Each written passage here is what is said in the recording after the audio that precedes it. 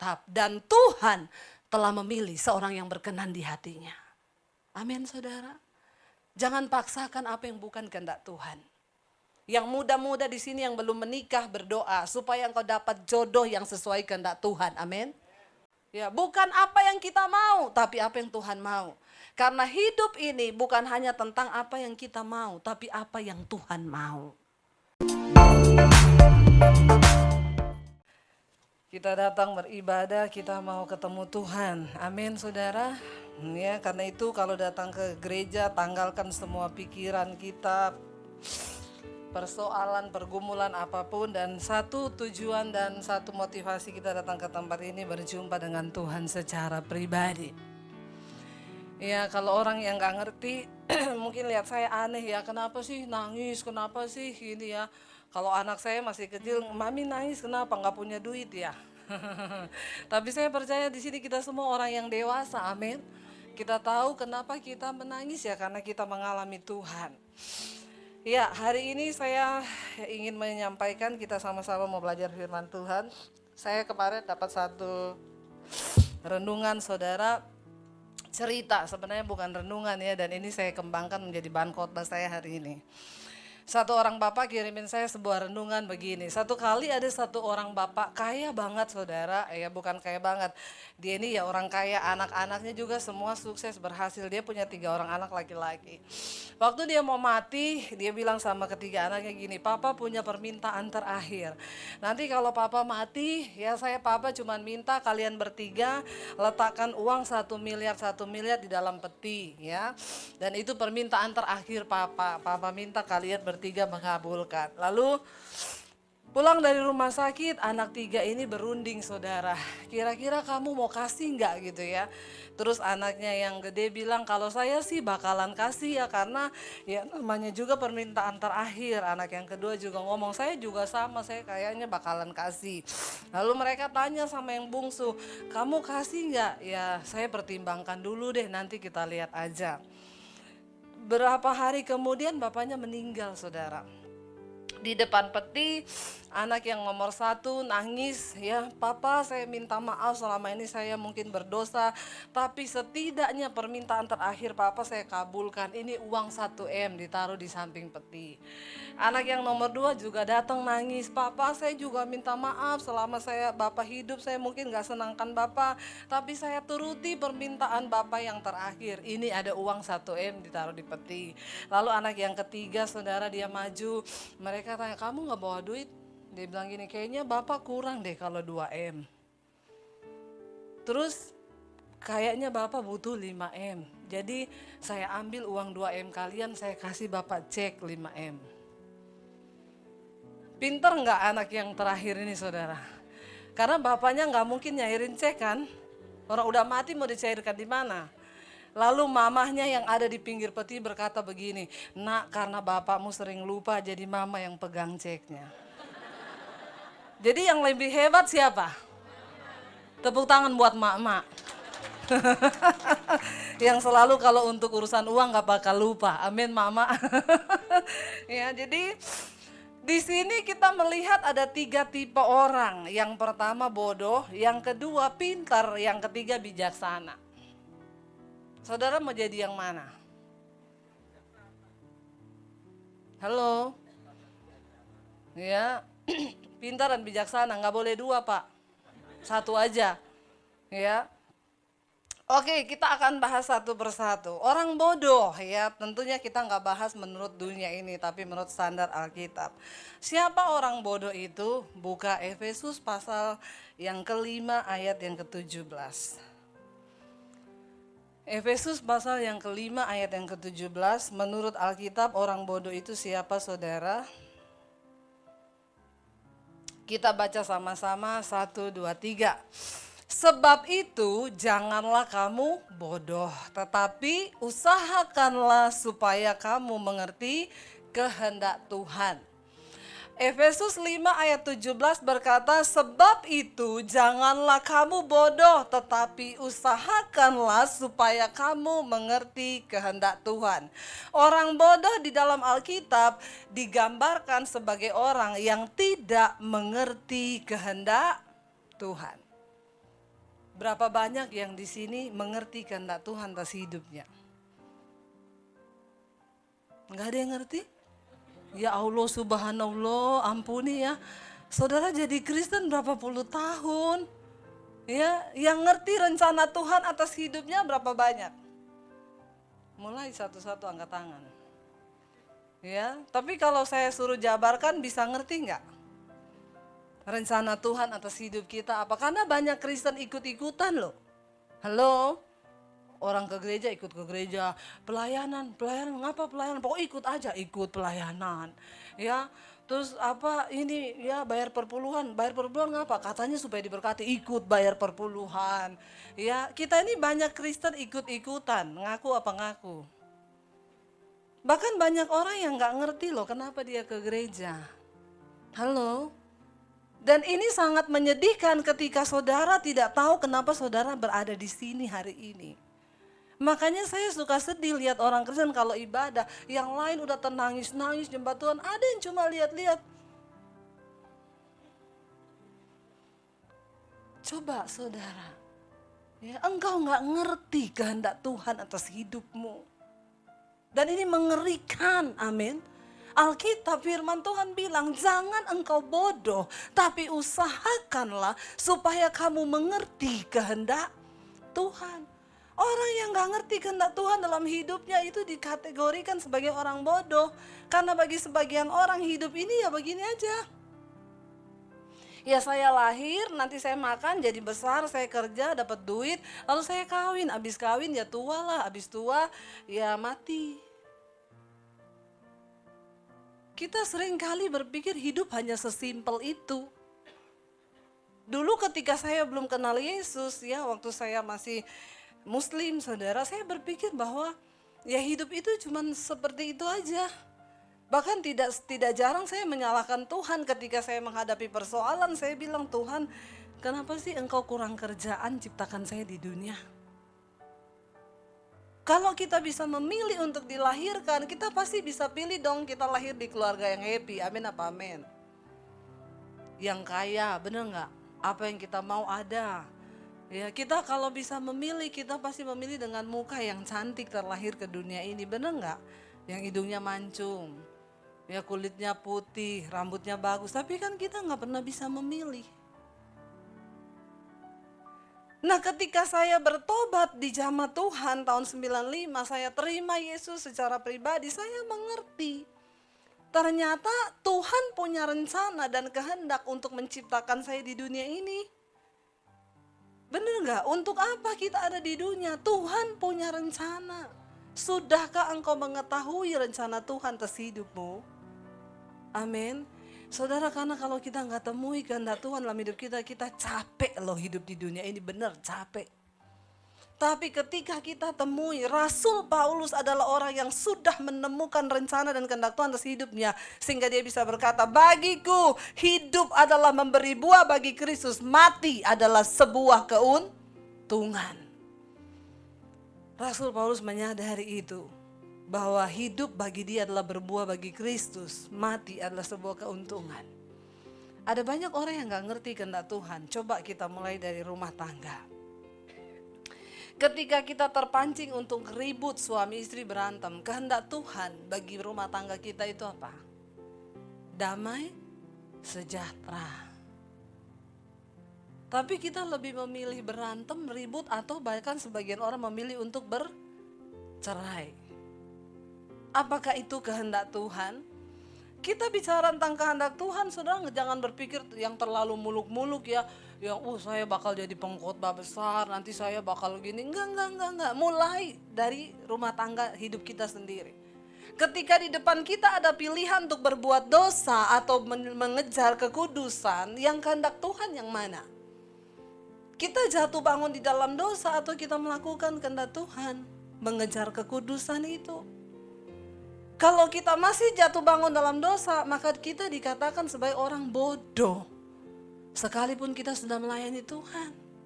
Tapi kalau kita tidak melakukan kehendak Tuhan, kita bodoh, saudara. Satu contoh di dalam Alkitab, saudara, siapa? Raja Saul. Ya, coba kita buka ayatnya. Saul dikatakan orang yang bodoh di hadapan Tuhan. Kenapa? 1 Samuel pasal 13 ayat yang ke-8 mulai. Kita baca sama-sama.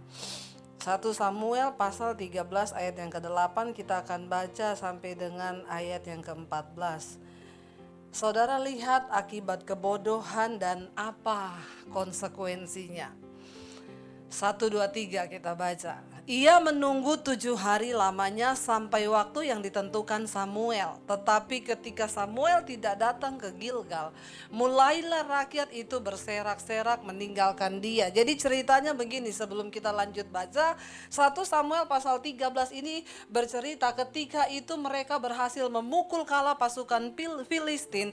Lalu Saul menjadi bangga, dia mengumumin seluruh negeri bahwa mereka telah pukul kalah pasukan Filistin.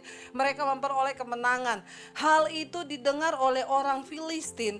Lalu orang Filistin menjadi marah. Mereka bangkit dengan kekuatan tentara, ribuan kereta kuda dan ratusan ribuan bahkan ratusan ribu rakyat yang ikut menyerang kepada Saul. Lalu ketika barisan orang Filistin sudah mendekati ke daerah tempat Saul ada di Gilgal, ya. Saul ini nunggu Samuel bilang 7 hari aku akan datang ke situ. Kita akan mempersembahkan korban. Kamu pokoknya jangan mempersembahkan korban. Dia tunggu Samuel nggak datang, saudara. Apa yang terjadi? Ini ayat yang ke-8 bilang ya. Lalu mulailah rakyat itu berserak-serak meninggalkan dia. Lalu orang Israel mulai tinggalkan Saul karena mereka takut dengan pasukan orang Filistin yang akan datang menyerang, saudara. Lalu ayat yang ke-9 bilang, kita baca sama-sama. Sebab itu Saul berkata, bawalah kepadaku korban bakaran dan korban keselamatan itu. Lalu ia mempersembahkan korban bakaran. Saudara perhatikan, niatnya Saul ini baik gak? Sebelum maju berperang, dia berkehendak untuk mempersembahkan korban bakaran dan korban keselamatan, menyembelih anak domba di hadapan Allah supaya ada perlindungan penyertaan Tuhan. Tetapi niat baik kalau tidak dilakukan berdasarkan kehendak Tuhan akan menjadi sebuah kebodohan di hadapan Tuhan. Amin. Jadi niat baik aja nggak cukup. Saul waktu itu kedudukannya raja. Dia tidak boleh mempersembahkan korban karena itu adalah bagiannya imam. Ya, zaman dulu saudara, begitu orang salah melangkahi apa yang sudah Tuhan tetapkan langsung kena hukum, beda sama zaman sekarang. Orang boleh seenaknya mengambil bagian yang mereka anggap mereka bisa. Dan Tuhan kayaknya diamin aja. Tapi hati-hati saudara, kalau itu bukan kehendak Tuhan, maka kita akan celaka loh dalam hidup ini. Ya, lalu Saul merasa dia bisa, padahal dia lupa dia tidak ada pengurapan sebagai imam. Dia adalah raja. Sekalipun dia berkuasa, tapi dia nggak boleh ambil bagiannya imam untuk dilakukan. Tuhan marah. Saudara baca ayat yang berikutnya, ayat yang ke-10 dikatakan apa? Baru saja ia habis mempersembahkan korban bakaran, maka tampaklah Samuel datang. Saul pergi menyongsongnya untuk memberi salam kepadanya, ayat 11. Tetapi kata Samuel, apa yang telah engkau perbuat? Jawab Saul, karena aku melihat rakyat itu berserak-serak meninggalkan aku dan engkau tidak datang pada waktu yang telah ditentukan. Padahal orang Filistin telah berkumpul di Mikmas, ayat yang ke-12. Maka pikirku, sebentar lagi orang Filistin akan menyerang aku di Gilgal, padahal aku belum memohonkan belas kasihan Tuhan. Sebab itu aku memberanikan diri lalu mempersembahkan korban bakaran. Yang niatnya baik, kalau tidak sesuai kehendak Tuhan, nggak bisa. Amin saudara. Jadi jangan cuma main tabrak dengan niat baik ya. Kalau itu Tuhan nggak berkehendak, hancur semuanya. Seringkali kita merasa kita bisa, kita mampu dengan cara pikir kita. Apa yang menghalangi kita ini bisa jadi orang yang bijaksana? Karena kita ini semua punya pikiran. Dan sering kali ketika keadaan terdesak, ya, maka karakter asli kita tuh muncul. Lalu kita lupa tanya apa kehendak Tuhan. Ya, benar nggak? Apa yang sedang mendesak saudara hari-hari ini? Kebutuhan keuangan kah? Apa yang sedang mendesak saudara hari-hari ini? Anda butuh disembuhkan? Ingat, balik kepada Tuhan. Tanya apa kehendak dan maunya Tuhan. Karena kita nggak bisa seenaknya kita untuk melakukan apa yang sebenarnya niat baik. Tapi kalau itu bukan kehendak Tuhan, maka sia-sia. Ini pernah terjadi dengan kisahnya siapa? Daud. Ketika Daud berikhtiar untuk memindahkan tabut Allah ke Yerusalem. Sebenarnya ini niat baik nggak saudara? Baik banget. Daud bilang itu tabut Allah harus adanya di Yerusalem, bukan di tempat lain. Lalu Daud dengan kekuatan, dengan hikmatnya sebagai seorang raja, dia pindahkan tabut itu tanpa meminta petunjuk para imam pada waktu itu. Diangkat tabut itu dengan iring-iringan pujian, penyembahan, ribuan orang disuruh mengiringi. Ketika tabut Allah itu hampir jatuh, lalu Usa. Saya mau tanya, niat baik Usa itu punya niat baik enggak? Baik, karena dia takut tabut itu akan jatuh. Lalu dia berusaha menahan tabut itu. Apa yang terjadi? Usa mati disambar api Tuhan. Ketika itu saudara, iring-iringan para pemusik, penyanyi semuanya berhenti dan menjadi sebuah kedukaan. Daud ketakutan melihat apa yang terjadi.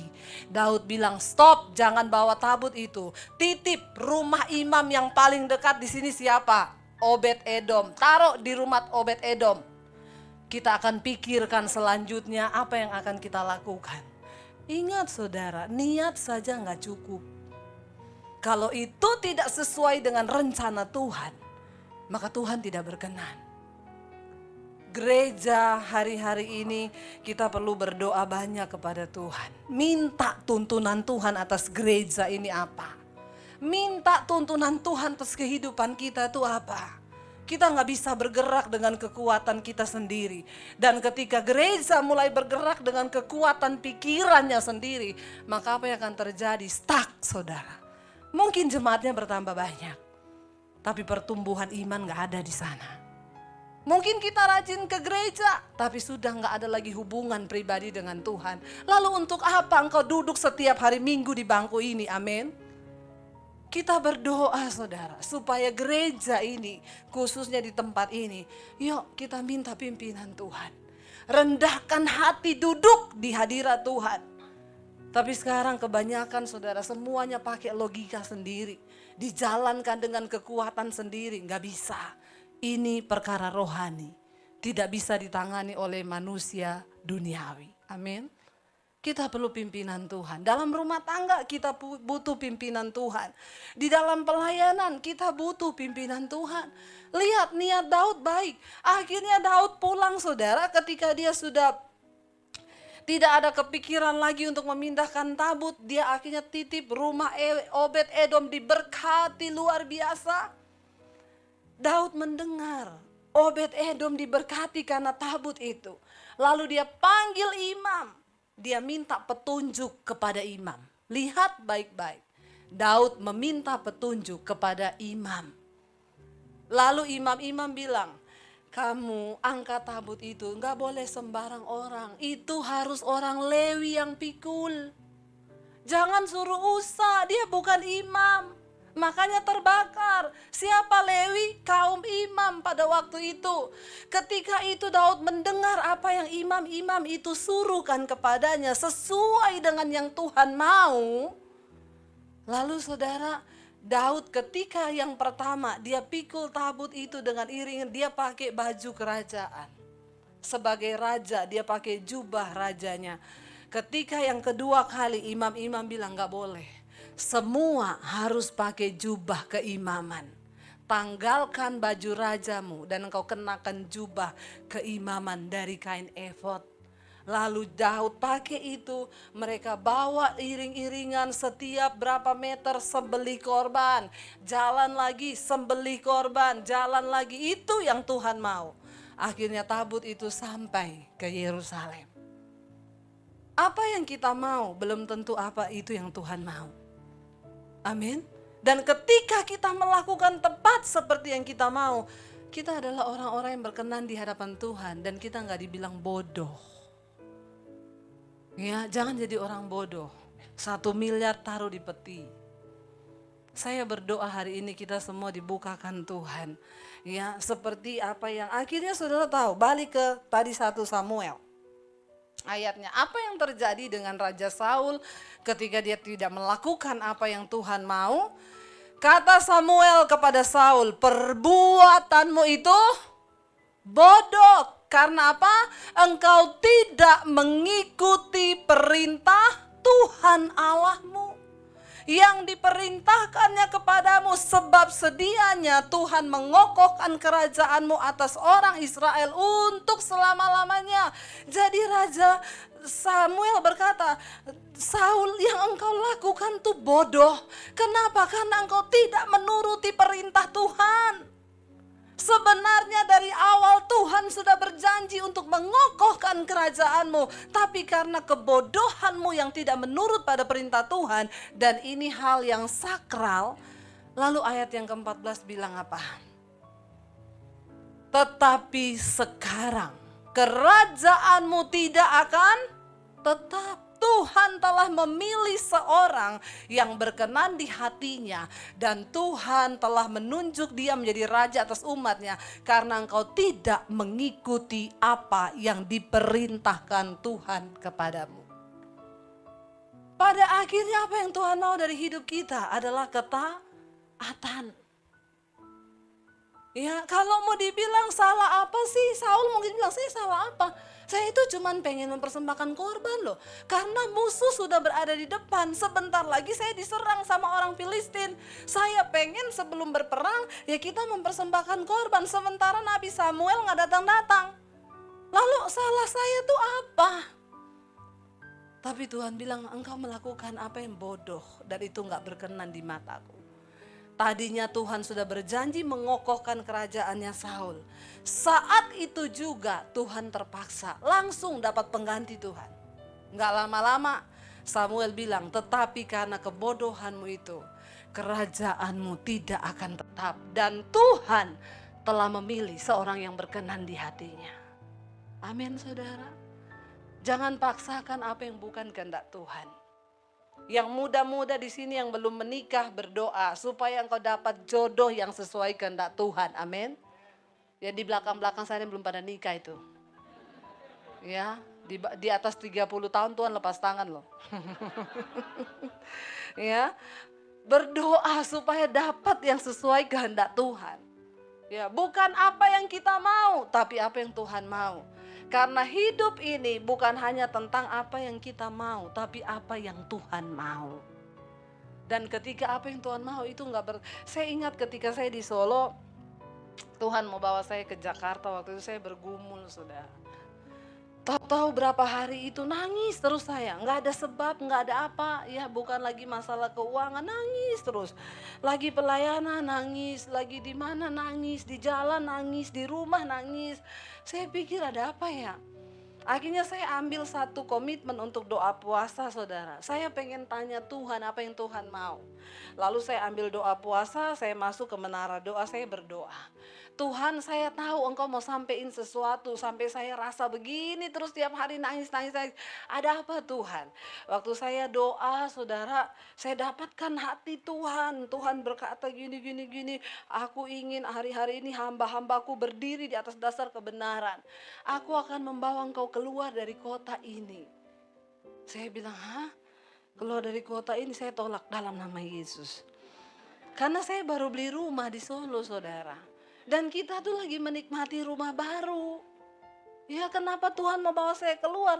Saya pendam itu sendiri saudara. Menjadi sebuah pergumulan di hati saya gitu ya. Saya pendam. Satu saat iseng saya tanya sama suami saya gini, perasaanmu hari-hari ini pelayanan kita gimana? Dia bilang gini, aku ya jujur loh kalau aku rasa hari-hari ini aku stuck. Terus maksudmu? kayaknya Tuhan mau bawa kita keluar ya dari kota ini. Saya langsung tengking dalam nama Yesus. Ternyata dia juga dapat yang sama. Dan itu benar-benar saudara, kita nggak mau. Mikir anak saya 3 udah sekolah lagi. Aduh, mau pindah. Akhirnya kita berdoa gini, beneran nggak ya Tuhan mau bawa kita ya?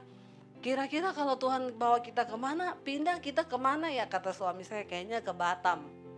Kenapa ke Batam? Dia bilang, dulu aku pernah dapat panggilan untuk pelayanan di Batam. Waktu selesai sekolah Alkitab, kata suami saya. Saya bilang, kalau nggak ke Batam kemana? Dia bilang, dulu kan di Jakarta ada pendeta tawarin kita pindah ke Jakarta. Tapi waktu itu kita juga tolak. Enggak Pak, kita di Solo. Kenapa? Kita udah beli rumah di Solo. Kayaknya kalau udah punya rumah udah menetap banget di situ ya. Tapi pendeta itu bilang gini, enggak, kalian tuh bukan di Solo. Satu saat kalau kalian berubah pikiran, hubungi saya. Kasih tahu kalau kalian mau pindah ke Jakarta. Jadi kita berunding gini, apa itu pendeta kali ya? Yaudah gini aja deh, kita juga melangkah ya. SMS aja pendeta itu. Ya, masih berlaku nggak tawarannya? Saya cari nomor HP-nya di HP saya, saudara, nggak ada. Ternyata kesimpan di HP yang lama. Karena orang penting itu nggak ganti nomor, tapi ganti HP. Amin. Orang nggak penting ganti nomor terus. Tiap telepon yang Anda tuju, nomornya sudah ganti. Ya, apalagi telepon yang Anda tuju sudah berubah. Tapi orang penting ingat ya, ganti HP, amin. Tapi orang nggak penting ganti. Tapi sekarang nomor udah diregistrasi, jadi Anda nggak bisa gonta-ganti lagi. Bener nggak? Nomor kalau udah diregistrasi, nelpon ke HP saya, walaupun saya belum punya nama orang itu, masuk langsung ketulis Nurmin Hayati. Dia telepon, saya langsung bilang, iya Ibu Nurmin. Loh kok Ibu tahu? Ada deh. Padahal karena sudah diregistrasi. Jadi itu khususnya sekarang ini biar nggak ada penipuan, nggak ada apa. Saya cari nomornya udah nggak ada. Terus suami saya bilang gini, gampang saya, ntar saya mintain di gereja, karena kan dia sering diundang tuh di gereja kita. Saya bilang gini, jangan diminta. Terus kita jadikan ini tanda. Kalau Tuhan mau bawa kita benar pindah ke Jakarta, Tuhan yang kirim itu nomor. Saudara, kira-kira susah nggak? Tuhan kirim nomor susah nggak? Nggak usah sok beriman. Saya tanya pakai logika ini, kira-kira susah nggak pakai logika? Sok beriman semua, enggak. Padahal coba di rumah pikir, iya juga ya, susah loh itu. Ya, lo bener nggak? Ya secara logika susah loh. Bagaimana caranya coba Tuhan bawa nomor? Jadi saya sengaja pilih cara yang susah. Saya bilang gini, Tuhan sorry ya, saya bukan kepala batu loh. Tapi saya pengen tahu ini kehendakmu atau karena kita ini merasa stuck atau apa, kan bisa emosi sesaat kan? Emosi jiwa kan ada kan? Jadi saya bilang, lah ini kan kita nggak salah. Tuhan, Engkau kan maha sanggup, Engkau maha kuasa, Engkau maha besar. Tidak ada yang sulit bagi Tuhan bawa nomor itu ke sini. Suatu suami saya gini, iya juga ya. Iya, kita jadikan tanda. Seminggu berlalu nggak ada apa-apa, 2 minggu berlalu nggak ada apa-apa, sebulan nggak terjadi apa-apa. Kita tunggu terus, saudara. Tiba-tiba ada teman suami saya datang mampir ke rumah. Dia lihat-lihat di komputer, dia bilang, ih banyak lagu-lagu rohani ya. Besok aku bawa flash disk ke sini, titip ya, copyin semua lagu rohani yang ada di komputermu. Aku mau pakai buat di gereja aku tuh lagu-lagunya baru. Kata suami saya, iya bawa aja. Besoknya dia ke rumah bawa flash disk. Suami saya bilang taruh aja di meja. Lama dia nggak buka, saudara. Ya. Udah berapa minggu dia baru, oh iya ya saya disuruh kopiin, iya deh saya kopi deh.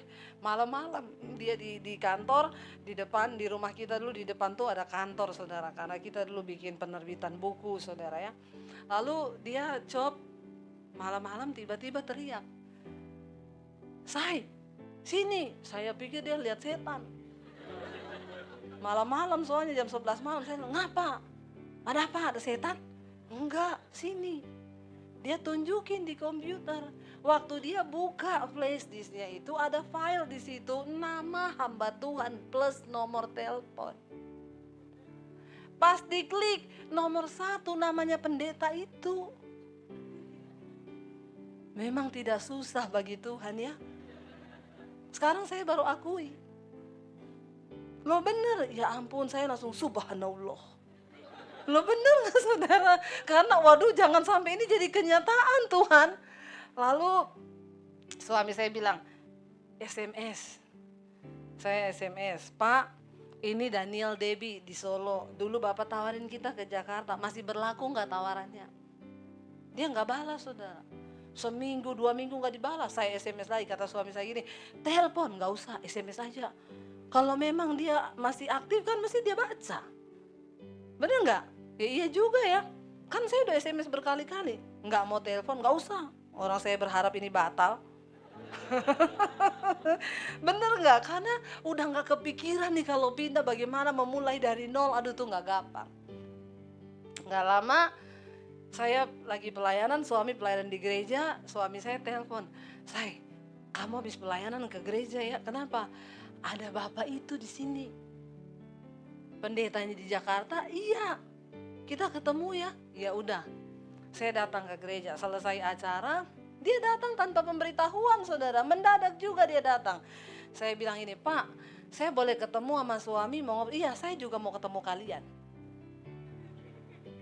Terus sudah kita ketemu, Pak, Bapak terima SMS saya? Terima berkali-kali. Kebangetan ya. Nggak dibalas, nggak apa loh. Berkali-kali, sampai bosen. Loh Bapak kenapa nggak balas? Nggak, saya juga berdoa minta tanda.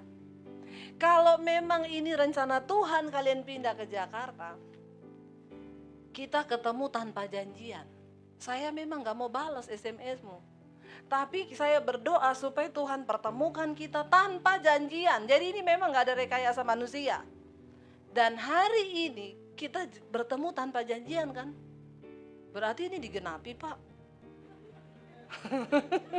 Lalu dia bilang gini, ya gak tahu. Tapi buktinya kita bertemu. Ya udah akhirnya ngobrol-ngobrol. Bener udah yakin mau ke Jakarta. Kapan berangkat ke Jakarta? Jadi pengintai dulu. Pergi intai itu negeri. Kalau di tanah Kanaan kan susu dan madu ya. Kalau di sini yang penuh dan debu. Dan kemacetan. Yo jujur saudara. Di Indonesia ini orang itu kalau hidup di mana? Di Solo itu enak, tentram, damai, aman. Masuk di majalah Times yang beredar di seluruh dunia, di Indonesia untuk wilayah Bali itu terbaik untuk spirit. Orang kalau mau pergi ketemu Tuhan, pergilah di Bali, keadaannya tenang. Jakarta, salah satu kota yang terbaik di dunia untuk jiwa, terutama melatih kesabaran. Loh ini bener loh, saya nggak bercanda loh, masuk di majalah Times loh. Jadi Anda ada yang tinggal di Jakarta nggak sabar-sabar kebangetan. Karena pariwisatawan dunia datang ke sini untuk melatih kesabaran. Lu bener, karena makanya mereka bule-bule itu kalau jalan di jalan diklaksonin sama bajai. Pem. Dia udah tahu melatih kesabaran. Amin. Jadi siapa yang mau datang ke Jakarta? Ya udah saya berdoa, ya Pak. Ya udah kita berangkat jadi pengintai ke Jakarta. Sampai di Jakarta saya ikut pelayanannya dia, ketemu jemaat, pendoa, anaknya narkoba, suaminya selingkuh. Ketemu lagi pelayan Tuhan mau cerai sama suaminya. Saya bilang sama suami saya, ini Jakarta ini memang begini kah? Jadi saya bilang sama suami, ya jujur ya secara spirit, peperanganku tuh di sini. Karena di Solo itu jemaatnya ayam-ayam. Lo bener di Solo itu jarang orang selingkuh, keluarga itu yang gak bahagia banget tapi juga gak berantem. Jadi di Solo itu pokoknya adem-adem ayam aja. Sama Tuhan ya gak sungguh-sungguh tapi ya gak kebangetan murka gitu, gak murtad, enggak. Jadi ya suam-suam gitu. Tapi kalau di sini kan kelihatan banget saudara ya, bener-bener yang peperangan itu wah. Saya bilang sama suami kalau secara roh saya di sini. Lalu saya bergumul, pulang ke Solo, dia pendeta itu bilang pulang. berunding berdua, tanya Tuhan lagi. Kita pulang di Solo bergumul. Lalu kata saya sama suami, kalau kamu gimana? Dapatnya apa? Ya gini loh say, kamu tuh kan perempuan. Perempuan itu gak pernah berpikir pakai logika. Kalau aku ini berpikir, ya kalau kita pindah di Jakarta, terus sumber keuangan kita dari mana? Terus saya tuh lagi nyicil rumah kan kita di Solo. Itu pendeta kan gak kasih kita keputusan, dia kasih kita berapa tiap bulan, gak ada. Jadi benar-benar harus pakai mata iman. Jadi kata suami saya gini ya, jadi ya kalau aku sih pertimbangan dulu ya.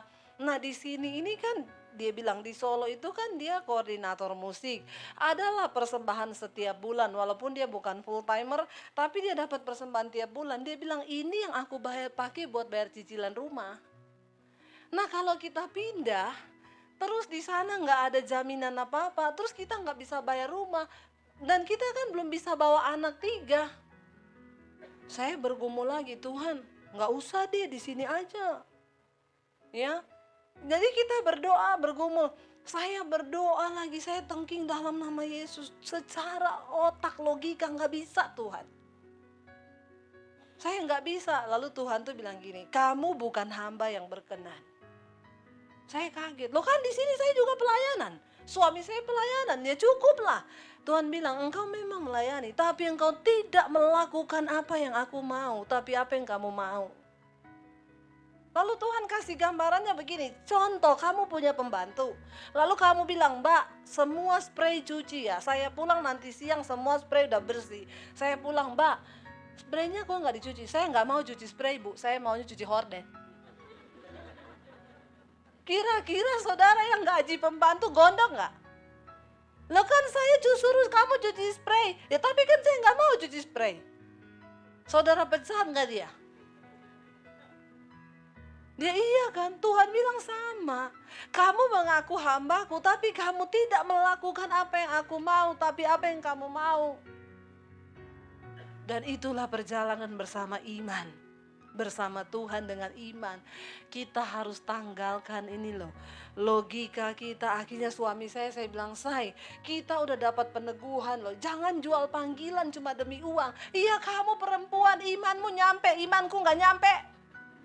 Kata suami saya, memang yang rata-rata kurang beriman itu suami sih. Karena selalu berpikir pakai logika. Perempuan tuh main tabrak aja pakai perasaan. Lalu kami bergumul, saya cuma berdoa, Tuhan, kan istri itu tunduk sama suami ya, terserah loh, dia ndak berangkat, saya ya ndak. Tapi kalau Tuhan mau kami berangkat, ya Tuhan lakukan sesuatu. Tiba-tiba wakil gembalanya panggil dia, Pak Daniel, saya mau bicara. Pak, ini karena yang pegang keuangan semua ganti bendahara baru, mulai bulan depan semua persembahan dihapus. Termasuk punya Bapak tiap bulan dihapus. Haleluya enggak saudara? Memang harus dibikin begitu sama Tuhan. Kalau enggak ininya main terus. Terus dia bilang sama saya, Say, gimana ini? Nah itu yang kamu pertahankan tuh. Saya bilang juga apa? Berangkat aja. Sekarang udah gak ada dasar untuk kamu berharap. Terus mau gimana? Ya udah deh, bulat hati ya, kita berangkat ke Jakarta. Iya, aku tak pamit dulu. Pamit ke wakil gembalanya, Pak, saya juga sekalian mau pamit. Saya dapat panggilan, loh kok mendadak banget? Enggak, sebenarnya udah lama kami gumuli. Dia nggak tahu itu peneguhan. Ya, oh gitu ya Pak. Pak jangan buru-buru diputusin deh. Saya ngomong ke gembala dulu katanya dia. Besoknya dia telepon suami saya, Pak Daniel, saya udah ngomong sama gembala. Jadi memang semua persembahan dihapus, kecuali punya Bapak tidak. Saya giniin dia, terserah loh. Saya udah gak mau main-main sama Tuhan loh. Kalau kamu cuma berpegang di situ terserah. Tapi saya juga mengerti dia kepala keluarga, saudara. Dia juga harus memutuskan. Tapi untung dia punya istri yang gagah perkasa. Saya berusaha meyakinkan dia akan iman yang benar. Saya percaya kalau kita melangkah di jalannya Tuhan, Tuhan gak mungkin tinggalin kita. Jangan ibu-ibu udah suamimu down, makanya lu itu imanmu di mana? Pakai otak. Wah ini saudara ya, bisa suaminya gantung diri kalau udah begitu. Karena kita coba memahami, memang benar laki-laki itu pikirannya jauh loh. Dia pikir anak mau kuliah, kadang ibu-ibu tuh enggak, ke mall udah ya makan-makan, jajan, belanja, selesai. Ya, dia nggak pikir suaminya itu mikir semua-muanya. Jadi ya akhirnya dia bilang sama wakil gembalanya gini, Pak sorry ya, enggak, saya mau nuruti apa yang Tuhan mau. Waduh Pak Daniel, kalau bisa dipertimbang, sudah kami pertimbangkan. Dan itulah awal kami memulai berjalan dengan iman bersama Tuhan. Saya akan masuk yang kedua ini, tentang orang pintar. Ya, kadang-kadang kepintaran logika kita itu menghalangi yang namanya kita percaya sama Tuhan. Orang pintar itu selalu cari untung buat diri sendiri, hitung-hitungannya. Kayak tadi tuh, kayaknya papa itu butuh 5M deh. Makanya saya kasih cek 5M, 2M kontan saya ambil. Nah ini orang pintar, selalu yang penting dia untung. Pakai logika, cara berpikirnya seperti itu. Saudara, manusia itu diciptakan Tuhan, kita punya yang namanya otak. Semua punya kan? Otak manusia itu didesain oleh Tuhan, luar biasa hebat. Otak manusia terdiri atas 2 bagian nih. Ada otak kiri, ada otak kanan. Otak kiri itu berfungsi untuk memikirkan hal-hal yang sekarang, tapi otak kanan itu dikatakan alam bawah sadar. Makanya kalau orang koma, otak kiri bisa berhenti. Waktu kita tidur, otak kiri diem. Tapi otak kanan tidak akan pernah berhenti. Dia menyimpan semua memori di bawah sadar. Ya, kalau orang sebagian dokter bilang ini jiwa manusia, saudara. Dia merekam, bahkan dia bisa menggerakkan hal-hal yang makanya ada orang bilang kekuatan pikiran, bisa bengkokin sendok pakai kekuatan pikiran, apa segala macam lah. Ya, itu mereka berpendapat bahwa otak kanan manusia itu punya kekuatan yang besar sekali. Ya, nah otak kanan itu nggak mungkin bisa beristirahat. Sekalipun Anda tidur, otak kananmu tetap jalan. Makanya kadang kita tidur mimpi dikejar setan. Tiba-tiba suami saya sering banget tiap malam tiba-tiba lagi terus bahasa roh. Saya tanya kenapa saya mimpi dikejar kuntilanak. Tapi kenapa yang keluar bahasa roh? Karena otak kanan bawah sadar masih tetap ingat, dia punya iman, ada Tuhan. Saya juga sering gitu, mimpi didatangi nenek sihir, ya mau dicekik mau mati. Saya ingat, loh kan saya ini anaknya Tuhan, saya punya nama Yesus. Tiba-tiba saya serang nenek sihir itu dalam nama Yesus.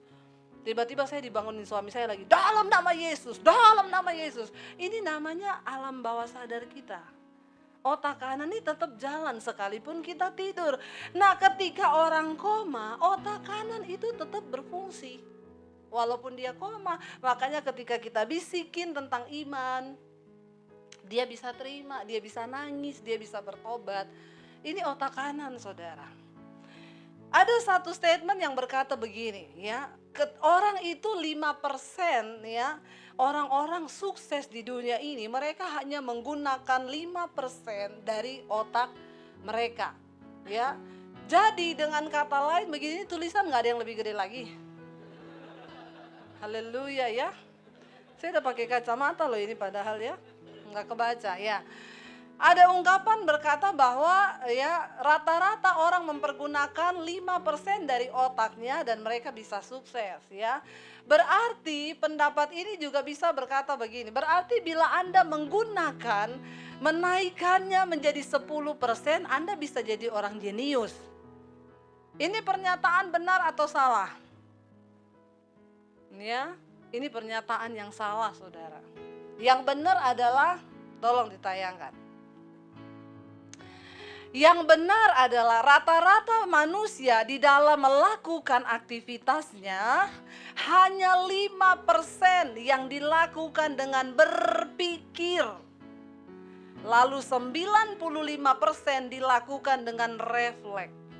Nggak pakai pikiran. Otak kanannya nggak dipakai. Ya pokoknya otak kiri aja apa refleks ya. Itu yang jadi saudara, benar ungkapan 5% dari orang sukses di dunia itu adalah yang hanya menggunakan otaknya 5%. Itu benar, tapi mereka gunakan dengan berpikir. Sedangkan yang 95% orang nggak pernah mempertimbangkan, langsung aja bertindak. Langsung aja melakukan 95% refleks. Dan gak pernah ada pertimbangan, otak kanannya gak dipakai. Lalu bisakah ini dirubah saudara? Bisa. Rasul Paulus berkata begini, Roma pasal 12 ayat yang kedua. Roma 12 ayat yang kedua berkata begini, ya, berubahlah oleh pembaharuan budimu, supaya engkau dapat membedakan, ya, janganlah kamu menjadi serupa dengan dunia ini, tetapi berubahlah oleh pembaharuan budimu, sehingga kamu dapat membedakan manakah kehendak Allah, apa yang baik, yang berkenan pada Allah, dan yang sempurna. Kata berubahlah oleh pembaharuan budimu dalam terjemahan bahasa Inggrisnya dikatakan, ya, your mind, cara berpikirmu, ubah cara berpikirmu. Supaya engkau bisa membedakan, ya, mana kehendak Allah, apa yang berkenan kepada Allah, dan yang sempurna. Jadi saudara, otak kanan itu merekam semua yang engkau dengar. Termasuk kenapa kita ada di gereja ini, kita lagi belajar menanamkan segala yang baik di dalam otak kanan kita. Firman yang saudara dengar, rekam itu di bawah alam bawah sadarmu, sehingga ketika engkau menghadapi pertempuran, peperangan, pergumulan, firman itu bisa keluar. Itu yang mempengaruhi hidupmu dan mengubah. Jadi begini saudara, apa yang engkau pikirkan, coba tayangkan gambarnya yang satu. Apa yang engkau pikirkan, itulah engkau, ya. You are what you think. Kamu adalah apa yang kamu pikirkan. Kalau engkau terus berpikir tentang ketakutan, maka engkau jadi seorang penakut. Ini dipakai oleh orang-orang sukses yang namanya motivator. Tapi mereka itu pakai yang secara dunia. Nah, kita yang kita tanamkan di pikiran kita adalah firman Tuhan. Engkau akan menjadi seperti yang engkau pikirkan. Kalau engkau pikirkan terus, ya, takut melangkah, maka engkau jadi gagal. Makanya orang-orang motivator itu bilang, pikirkan engkau sukses, bilang engkau pasti sukses, sampai alam bawah sadarmu mendengar. Ya, itu kalau kita ikut seminar-seminar motivator tuh begitu, berdiri bilang, aku sukses, aku sukses, aku sukses, didengungkan terus. Ini yang Alkitab bilang, pikirkanlah semua yang baik, yang manis, yang patut dipuji, yang disebut kebajikan, ya, yang baik, yang manis, yang suci, yang agung, yang kudus, pikirkanlah semuanya itu, kata firman Tuhan. Supaya pikiran kita ini berubah. Kenapa saudara? Karena ketika cara berpikirmu berubah, pikiran itu akan berbuah menjadi kehendak. Ketika kehendak itu terus dipupuk, dia berbuah menjadi sebuah tindakan. Dari tindakan itu berubah menjadi karakter. Karakter yang terus dilakukan berubah menjadi perilaku atau sifat. Sifat yang terus menerus dilakukan dinamakan kebiasaan. Kebiasaan melahirkan nasib. Ya, ketika itu menjadi kebiasaanmu setiap hari, ya, maka nasibmu seperti itu. Enggak ada orang diciptakan dengan nasib miskin. Amin. Tapi kalau mentalnya, cara berpikirnya miskin, ya jadi miskin benar. Tapi ketika engkau merubah cara berpikirmu, saya dulu pernah baca kisah suksesnya Andre Wongso, saudara. Dia motivator hebat, kalau diundang tuh ratusan juta bayarannya. Dia itu cuman anaknya seorang tukang jual pisang goreng di sekolah. Waktu itu dia nggak bisa bayar sekolah, lalu gurunya ya panggil mamahnya, ini dia nggak bisa lanjutin sekolah lagi ya, dia udah nggak bisa bayar sekolah dan juga kayaknya otaknya juga pas-pasan. Jadi ya udah kita keluarin dia, mamanya memohon tolong kasih Andre kesempatan untuk sekolah. Akhirnya dia dapat beasiswa lalu dia bisa sekolah. Ya lalu mamanya bawa dia ke peramal. Waktu peramal baca garis tangannya, dia bilang gini, ini anak ditakdirkan nasibnya miskin. Sial. Udah ibu gak usah repot-repot sekolahin, karena dia gak bakal jadi apa-apa. Dia nih nasibnya ditakdirkan miskin. Mamahnya bilang enggak, dia pasti bisa. Dengan semangat saudara dia berusaha, dia berubah. Dan dia sekarang jadi motivator hebat. Sekali undang ratusan juta saudara. Apa yang dibilang nasib? Tidak. Ketika engkau mengubah cara berpikirmu. Kita sudah dengar banyak kesaksian, siapa? Nick yang badannya cuma separuh. Dulu mau bunuh diri, terjun di kolam renang karena merasa gak berharga. Tapi karena cinta dan penerimaan orang tua yang selalu peluk dia dan ngomong kamu berharga buat mama papa. Lalu dia bangkitkan dirinya. Dia bilang saya tidak akan tenggelam dalam keputusasaan dengan kondisi tubuh yang cacat ini. Tapi saya bisa melakukan sesuatu. Dia rubah cara berpikirnya. Makanya Alkitab bilang berubahlah oleh pembaharuan budimu. Hari ini apa yang bisa merubah budi kita? Tidak lain tidak bukan adalah firman Tuhan. Ucapkan firman. Kenapa kita ada di gereja ini? Ya, kenapa kita nyanyikan lagu? Kenapa kita dengar firman? Ini gunanya untuk mencuci loh. Otak kita ini kita masukin dengan hal-hal yang positif yang dari Tuhan. Bahwa Tuhan itu sanggup. Kita nyanyikan pujian tadi, ya, pujian-pujian yang kita nyanyikan itu kan bisa merubah ya. Misalnya kita nyanyi mungkin ku tak mengerti apa yang ku alami, namun ku yakin Tuhan punya rancangan terbaik. Makanya kalau nyanyi, tolong pakai ekspresi, dengan pikiranmu engkau nyanyi. Amin. Jangan cuma nyanyi baca, pertolonganku datang darimu, Yesus yang ku percaya. Sebaliknya pemain musik juga yang main dengan hati dan pikiran itu terlihat. Ya, ketika dia main biola sambil tutup mata, dia juga di hati dan pikiran yang tak Tapi coba kalau ada main biola itu kan saudara juga terasa kan? Dia tidak menjiwai, benar nggak? Ada pemain keyboard yang main piano misalnya, lagi main terus, ya itu kan biasa tuh kalau jiwanya main, dia juga ikut soul. Makanya orang tuh bilang gini, malah beda ya mainnya, ada soulnya. Kenapa dibilang ada soulnya? Karena pikirannya ikut main musik, jiwanya, perasaannya juga di situ. Amin saudara. Itu kita bisa lihat di situ, ya dia main tadi piano mainnya, dia sambil meresapi apa yang dia mainkan, itu pasti beda. Kita rasakan sesuatu yang berbeda. Sebaliknya jemaat juga, engkau nyanyi cuma nyanyi, maaf Anda pulang gak dapat apa-apa. Itu yang Alkitab bilang engkau bodoh, gak ngerti kehendak Tuhan. Tapi ketika engkau nyanyi dari hati, kenapa kita nyanyi? Yang kita ucapkan itu semua nyanyian di gereja itu kan semua pakai firman.